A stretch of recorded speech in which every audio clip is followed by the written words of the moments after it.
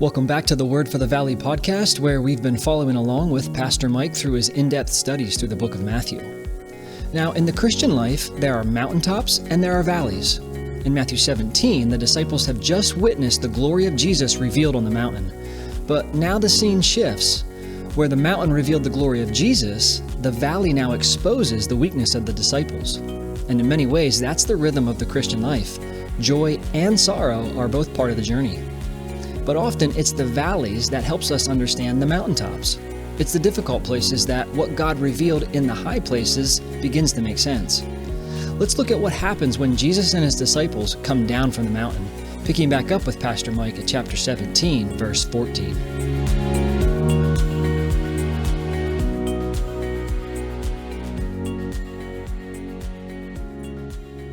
It's been a bit of a roller coaster for the disciples. Chapter 16 and 17 is, we got some high highs and some low lows. A high, Peter claiming that Jesus is the Christ, the Son of the living God. Jesus saying to Peter, right on, flesh and blood is not given to this to you, but it's been revealed to you by my Father in heaven. I mean, it's a supreme acknowledgement of truth. And then right on the heels of that, Jesus saying that the Messiah, he must go to Jerusalem and suffer, and then Peter rebuking him from that, and then Jesus having to rebuke Peter for trying to prevent Jesus from what Jesus is required to do as the Messiah. And so he goes from being revealed of heaven, having a heavenly revelation, to being called Satan, in the very next scene. And then we go to the Mount of Transfiguration. Again, high highs and low lows. This incredible experience of the revealed, transfigured Christ. Jesus in all of his glory, as someday we will see him, as someday we will experience him, in all of the majesty and glory. That Peter then over speaking in some ways. Hey, let's build 3 tabernacles, and having to be rebuked by the glory of God, the cloud that came upon him, having to put him back down. And now we come back down to the bottom of the mountain, and right from the mountaintop, now we have this experience here in the valley, and we go from a high to another low. And we end up seeing in some ways the failure of the disciples and the glory of Jesus, kind of as it's revealed to us here in this passage, in a different way than it was on the mountaintop. And I think one of the things you're going to find in your life that it requires, your learning and understanding in your relationship with Jesus, is that there are going to be high highs and there are going to be low lows. That there's joy and sorrow are a part of the mix. That it's not one or the other. Walking with Jesus isn't all mountaintop experiences. It isn't one conference to the next, and everything is just high highs. There's a lot of valleys involved. And in some ways, it's the valleys that interprets the mountaintops. It's the valleys where the mountaintops make sense. Glory in its own right, glory for glory's sake, doesn't mean a whole lot. But glory, when it comes into contact with the suffering of man, when it comes into contact with the great need of humankind, like when glory interacts with the valleys, with the difficulties, with the struggles of life, then all of a sudden it takes on a completely different dimension. It takes on a reality. It takes on a beauty. It takes on a majesty that is unparalleled and can't really even be understood on the mountaintop. It's great to have those experiences. But we don't live there, by and large. We need that glory, that same reality of Christ. We need that glory to interact with us in the valleys at the point of need. Well, there is a need here when they get to the base of this mountain. Jesus, Peter, James, and John coming down, and they meet the multitude. It says here in verse 14, when they had come to the multitude, a single man, came to him, kneeling down to him and saying. So the scene is pretty obvious here in this verse, right? Jesus and the 3 come down off of the mountain. The disciples will find out they are at the base of the mountain where Jesus had left them the day before, when he took his disciples up to the top or up the mountain. He left the remainder of the disciples back at the base of the mountain. With the remainder of the disciples, there's a multitude that begins to gather, and as is custom, the multitude brings needs to the disciples, brings needs to Jesus. It's pretty common when you watch the interaction of people in the Gospels that the people come with a particular need. Jesus oftentimes addresses that need. That's kind of the the way that we interact with Jesus. We don't usually fix anything in Christ. He fixes a lot of stuff in us, though. The relationship seems to be one-sided by and large most of the time, and the healing and the need that is brought to him is found here in this scene. Now I'm going to go back to Mark chapter 9. I'm just going to read it for you to give us a little bit of the background on this, because I think it plays into this a little bit. In Mark chapter 9, verse 14, it says, "And when he had come to his disciples, he saw a great multitude around them, and scribes disputing with them." So the disciples and the religious leaders are actually arguing. "And immediately when they saw him, all the people were greatly amazed, and running to him, greeted him." So it's not just one guy that when Jesus and the disciples are coming out of the woods or out of the brush, off of the mountain, the whole crowd runs to them with this man in the middle of the crowd. And the scribes then, he asked the scribes, saying in verse 16 of Mark 9, "What are you discussing with them?" And then one of the crowd answered and said, "Teacher, I brought you my son." That's when this man speaks up. "I brought you my son who has a mute spirit, and wherever it seizes him," this is the need of this man, "it throws him down," this son. "He foams at the mouth, gnashes his teeth, becomes rigid.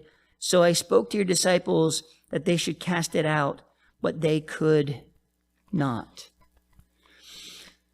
It's very interesting in the play, in this section, where the man is very, very clear that when he came to bring his son to Jesus, that he came intending to bring the boy face to face with Jesus Christ. He says in Mark 9, "I brought you my son. I brought you my son." Now, the problem with the disciples and for this man at this particular time, that when this man shows up, Jesus isn't physically present. He's not there. And so the disciples apparently assume that if Jesus isn't there, that they can kind of fill in for Jesus. They just assume that, well, he's not. We'll take care of it from here. We'll do what we can until he comes back. And the man expresses his need to the disciples, saying that his son has these seizures. They call it epileptic here in verse 15 of Matthew 17. It literally means moonstruck. But the idea is that he's having seizures, and he's having them because he's demon possessed. This young boy, we don't know how old he is, but he's not of adult age yet, 12 and under. This young boy is suffering from these seizures because he is demon possessed. There's a demon that is making this happen to him, right? So it's not a medical situation. It's not a rational situation. It's a spiritual situation. He brings this young boy to Jesus. Jesus is not there. The disciples are there. Jesus is up on the mountain. The disciples begin whatever process of trying to cast out the demon and find that they are incapable of doing it. And it's interesting. I brought them to you. They were not capable of casting it out, which apparently leads us to believe that the disciples at this point in time are not functioning in relationship to Jesus. It's not they, Jesus and the disciples. It's they, the disciples, and as opposed to the disciples, Jesus. They're not together. They're not functioning in unison at this particular time. They've been separated out. And one of the kind of maybe reasons for it is they don't understand what Jesus is doing right now. The disciples that remained at the base of the mountain, those disciples, their last interaction with Jesus was an argument. They were disagreeing with Jesus on whether or not he should go to Jerusalem and die. They had to be verbally reprimanded. They had to be rebuked. They had to be instructed. Hey, listen, the Messiah's way is going to be the way of the cross. Your way is going to have to be the way of the cross. But they didn't get that yet. They're not functioning in unison with Christ right now. They're not functioning in fellowship with Jesus right now. They're kind of running on momentum. They're running on the kind of the residual effects of this relationship with Jesus, but they're not in step with him right now. And as a result of it, they're not capable of doing what this man needs. And it makes Jesus look bad because they're trying to do something in the name of Jesus, but they're not actually functioning with Jesus. And so therefore, they don't have the power and the ability to do what this man needs. And this is a very real thing, a very real challenge in all of our lives. Well, this man persists in his need. He comes, it says, and he kneels down before Jesus. So he takes a posture of worship and surrender before Christ. And his request to Jesus is, Lord, have mercy on my son, for he's an epileptic, suffers severely. He often falls into the fire and often into the water. The condition of this boy is horrific. Sad. This boy at any point in time could go into a demon-possessed, a demon-activated seizure. And not only does he fall down, not only does he go rigid, not only can that happen at any point in time, where this demon is actively trying to make this boy hurt himself by throwing him into the waters or throwing him into the fires. This young boy unintentionally is suicidal as a result of the demon activity within his own life. Now, this is just a young boy. He doesn't how to pray through these things, how to do spiritual warfare. He's not going to know how to do any of this. The father who's given there as a covering to this boy, he doesn't know how to address these things. The only thing he knows is to bring his son to Jesus, which is actually the right answer to the question eventually. But up until that point, he doesn't have any solutions to this. And also it says the disciples in verse 16, so I brought him to your disciples, but they could not cure him. They apparently tried to. They prayed. They tried to do a deliverance. They tried to do a thing. They were not able to do it. They didn't have the power and authority to cast out this demon. Now, there will be a little instruction given to them after the scene is over. And I don't want to steal the thunder of what Jesus is going to share later. But one of the things you need to realize is if these disciples are not functioning in obedience, they don't get to have the power of Jesus to do whatever they want to do whenever they want to do it. One of the questions that often comes up here, so these disciples, they cast out demons before. Why couldn't they do it this time? Because Jesus didn't tell them to do it this time. He'd given them instructions to do this before, but that was for a specific mission. They came back. That mission was over. That power, that exousia he had given them was for a limited amount of time. It wasn't perpetual. It wasn't forever. Here, at this point in time, he's not told them to do miracles. He's actually trying to help teach them what the nature of the kingdom is, what the nature of the Messiah is. He's trying to do something else. It's in some ways their distraction by getting involved in ministry. Now, it's very obvious why they do it, because the need is so evident. And this is why it becomes really difficult at times to kind of peel this away from us at times where a particular need is brought before us, and it's a really serious need. It's a need we really want to see fixed. Maybe it's our own kids, which in some ways probably you can empathize with this man. Some of the deepest needs and desires in all of our lives is to see our own children freed from irrational and unnatural bounds and restrictions and thought processes and just influences of the world and of the devil. We want to see that happen. And that great burden oftentimes gets us to overreact. And by overreact, what I mean is it often puts us in a position where we believe that we need to do something to fix it. And what this man has realized, and the disciples have not yet realized, is that the man has realized they don't have any power to fix it. They don't have any power to do this, right? The disciples, they thought they did, because at one point in a previous experience, they had this, but they weren't given the authority to do it this time.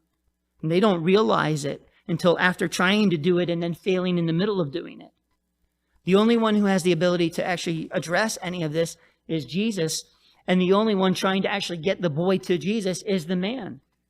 The disciples, no, we got it. It's okay. Now the scribes are there watching the disciples fail at casting the demon out of this young boy, and they're piling on. They're making fun of them. They're kind of mocking and ridiculing Jesus and the disciples for their failure to cast out this demon, even though they're trying to do it. And they're just making Jesus look bad in the process. In our lives, we do not have any more authority than what Jesus gives to us. And if he doesn't ask us to do something, we can't assume a power or authority that he doesn't actually bestow upon us. There's this assumption that sometimes in the church people make, well, just because Jesus gave, he gave, all power and authority has been given to me, right? Go and make disciples of all nations. people assume that means then all power and all authority is given to the disciples. And it doesn't say that. It doesn't say that. Jesus has all power and all authority. He tells us to go and make disciples, which is something that we can do. We can share the gospel. We can give the truth, right? But to cast around power and authority as if it's ours, as if because of a byproduct of being a son of the Father, that we have the same authority as the Father, is a complete misunderstanding and will get us into big trouble, oftentimes in the very areas that we need Jesus Christ the most. Because we're making an assumption, we're making a little bit of a step, one little step too far, where we think we are some extension of Jesus Christ, and not realizing that we are still us in all of our frailty and all of our weakness and all of our humanness. Now, yes, saved by grace, born again by the Holy Spirit of God. Yes, bound for heaven, right? Sons and daughters of God. Yeah, all of that privilege for us. But we are not Jesus. We will never be Jesus, right? We are an extension of his hands and feet only as he gives us instruction to actually do it. Then in obedience, when we take those steps of obedience, then he can pour through us to do his will through our lives. But it is not up to us to wield at our own whim and desire. Right? I was talking to a guy recently, and he has actually been kind of awakened in some ways to a ministry where he is actively praying for people. And he's got some great stories about, at Walmart. I think there's a person or two at Walmart that he prays for, and all kinds of stuff. So he's always like aware of praying and seeking, and he'll go up to somebody at a cash register if the Lord puts this person on his heart, and he'll just say, "Listen, I don't know what it is. There's a situation in your life. I really believe the Lord is, and he wants me to pray for you. Can I pray for you?" And has seen healings and miracles happen on the spot as a result of prayer, just in the last year. But he's really struggled with the fact that the people oftentimes that he knows the closest, knows the most, he prays for them and nothing happens. Why? And so he says, "Mike, why is this? I don't understand. The Lord leads me to pray for somebody at Walmart that I will never probably even ever see again in my entire life. And I pray, and they go from hunched over because their back isn't working to upright and healed and like on the spot. And it's miraculous and marvelous. I pray for the very same thing for my own son, and it doesn't work. What's the problem?" And I tried to explain to him a little bit that in the Bible, it tells us that God will give the gift of healings, but there is no gift of healer. There are healings, but we don't get to do it as if we're the healer and we get to pick when the healing happens. That's his doing. It's just our responsibility to respond to him as he leads us by the Holy Spirit so that he can do what he wants to do through us, but we are not him. We are separate from him in that way. It's not up to us. Well, the disciples don't know that yet. And so they tried to heal this young boy, and it says that they could not cure him. Well, Jesus' response in verse 17 then is, he answered and said, "O faithless and perverse generation, how long shall I be with you? How long shall I bear with you? Bring him here to me." Now, this is an obvious rebuke. This is an obvious correction to the failure of the disciples, which is actually an essential failure in their entire life and ministry. If they don't figure this out, they will never become apostles. They will never be disciples in the true nature of God's calling in their life. If they don't realize that their authority, their power, their ministry, their life, everything that they do is a result of an extension of obedience to Jesus Christ. If they don't get that and they think that it's about them, that they just need to figure out how to pray more, they need to figure out how to fast right, they need to figure out how to do exorcisms, they need to figure all that out, and if they just learn how to do it, then they don't really even need Jesus. They'll just walk around and do these things in the name of Christ. And what Jesus is saying is, listen, that actually is separating you from me. That's making you a perverse generation. I can't even bear with it, right?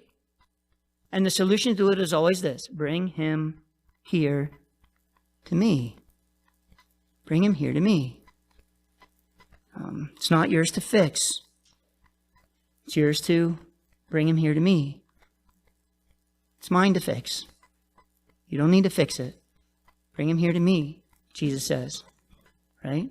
Now, there are going to be times where the Lord asks you to pray for somebody. There are going to be times even the Lord asks you to pray a demon out, to exorcise a demon from a person's life. The Lord asks you to give money to somebody and to serve somebody or share the gospel with somebody. There are going to be times where the Lord asks you specifically to do those things. And this does not forbid that. But in all of those times of obedience, what you're actually doing is you're just simply asking that person to interact with Jesus because you're walking in obedience. If you make it up on your own, they're not coming to Jesus. They're coming to something else. So bring him here to me. Well, so then Jesus rebuked the demon and it came out of him. Mark tells us that when he starts to rebuke the demon, the young boy right on the spot goes back into another seizure. Foams at the mouth, goes rigid. Like right on the spot, the demon is actually battling Christ in this scene. But the child, it says in verse 18, was cured from that very hour. The child was cured from that very hour. Can you imagine what kind of joy and celebration would be had at that young boy's home that evening? You know, the son and the father can go out and throw baseball without any fear that this kid's going to run to the nearest creek and try to drown himself. They can play around the fire and roast marshmallows without any fear that the demon is going to come upon him and try to throw them into the pit. Like, it completely changes his life and removes this influence over this boy that this boy had no power to deal with in his own life. And Jesus does it. He rebuked the demon and it came out of him. The child was cured from that very hour. Now, then the disciples came to Jesus privately and said, "Why could we not cast it out?" Now, it's very interesting. The scene is kind of over. The crowd is dismissing. They pull Jesus off to the side. It says they're privately, right? Why would they not ask this question out loud in front of everybody? Because they look like fools. They have their tail between their legs. They have failed in their ministry. They're crashed and burned dramatically in front of everybody. Not only that, there was a man there who, if Jesus doesn't show up and kind of correct the situation, this man's boy would never get healed. That for them could easily be the most crushing part of it all. That their inability, their misunderstanding or lack of understanding could in some ways have a long-term negative effect in somebody else's life. It's a great crushing burden for those who are serving the Lord and trying to follow the Lord. Right? So they pulled Jesus off to the side and said, "Why could we not cast it out?" Why could we not cast it out? Right? Now, the we there is not Jesus and us, because Jesus obviously was capable of casting it out. If they saw the we as the 12, Jesus, Peter, James, and John on the mountain, and them at the base of the mountain, this would not be the question they ask. But they're talking about it from the vantage point of the we, the disciples that remained at the base of the mountain. What is it, 8 of them? 9? That was math on the spot. Did you see that? Calculated really quick. 9 plus 3 is 12. The 9 that was at the bottom of the mountain were incapable of actually doing this. So why could we not cast it out? Now look, Jesus' answer to them is pretty simple in a way, but it's confusing. The answer, the simplicity is this. Jesus said to them, because of your unbelief. Because of your unbelief. The reason why they were not able to walk in the authority of Jesus Christ in this particular scene is because they weren't trusting Jesus. They had grown to trust themselves. They had grown to trust something about Jesus, a previous experience of Jesus, a previous command of Jesus, or whatever it is. But they're not actually believing in, believe, have faith in, rely upon, trust, all of the same words in the New Testament. They are not trusting Jesus. They're trusting an experience of Jesus. They're trusting previous healings of Jesus. They're trusting something else, but they're not trusting Christ. If they were trusting Jesus Christ, they would say to this young man, this father and this son,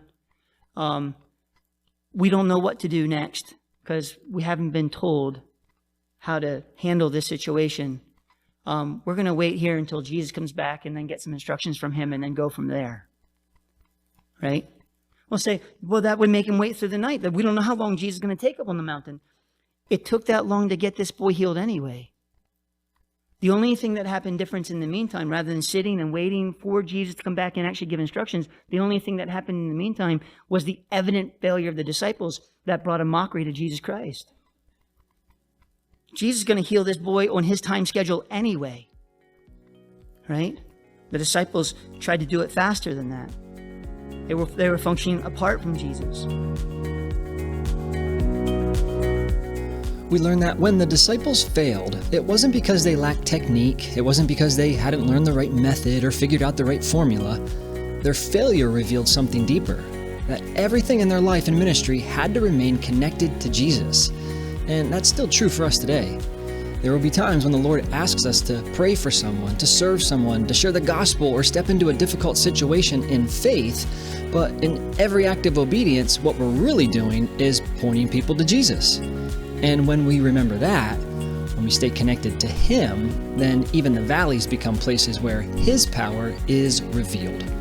All right, that's all for now. Thanks for listening to the Word for the Valley podcast. So long, everyone.